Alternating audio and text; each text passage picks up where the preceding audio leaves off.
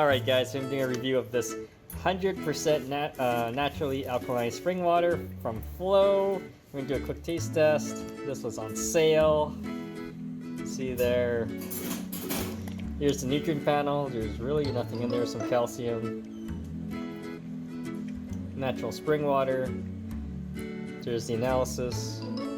There's a little bit of magnesium. Bicarb is in there. So that'll make it alkaline anyways. So let's open this up and do a quick taste test. Alright, so I poured it out there. So it's just, like I said, water.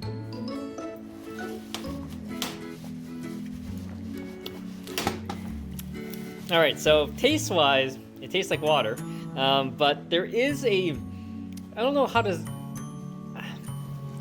It has a sort of like a weird... It's not weird, but it has a slightly salt taste to it. So very slight, okay? So if you have a good taste buds and things like that, you probably notice it.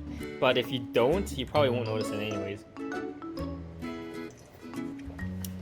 Yeah, it's just a slight salt taste. Okay? Alright guys, if you have any questions, comments, please subscribe to the channel.